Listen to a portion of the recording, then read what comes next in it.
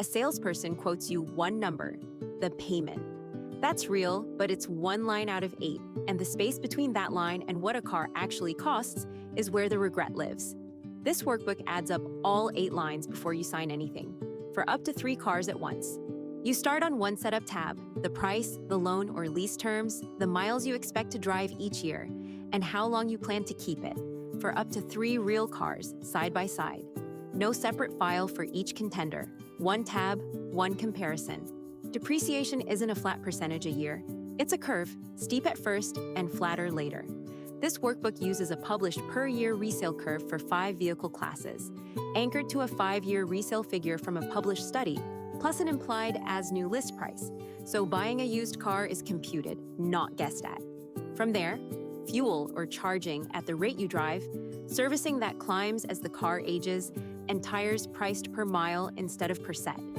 Every one of these lines is editable, and every default is labeled with where it came from.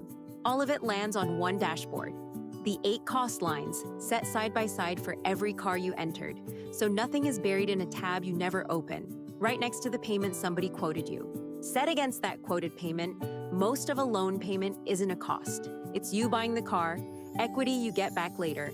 In this video's worked example, 3 cars that don't exist, used to show how the math moves. A new hybrid sedan totals $52,955 over 7 years. A cash-bought 8-year-old SUV, $52,155. A leased electric crossover, $96,544. Cost per mile splits in 2.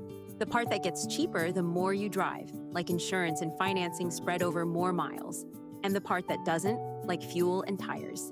In the example, that works out to 63 cents a mile for the hybrid sedan, 62 cents for the SUV, and $1.15 for the leased crossover. Run year by year, the picture shifts. Some years cost more than others, and the workbook flags the cheapest year to actually sell, instead of leaving you to guess from a gut feeling about when a car still has some life left. 2 numbers can flip which car wins. The first is how much you drive. In the example, the SUV comes out ahead, but only below about 15,000 miles a year. Push past that and the math turns. The second is how long you keep it. The SUV's edge also depends on selling before 9 years. Change either number and a different car in your own comparison could come out on top. Huecas. That's the point of running your own. Every default is labeled one of 3 ways: measured, assumption, or convention, with where it came from and when it was checked, on a dedicated Sources and Assumptions tab. Nothing hides behind a number you can't trace. This isn't tax, financial, or legal advice, and it isn't an appraisal. It's a way to see your own numbers clearly. The Car Total Cost of Ownership Calculator from Ardent Workshop, a file you own outright, works offline, no subscription. Own it, don't rent it.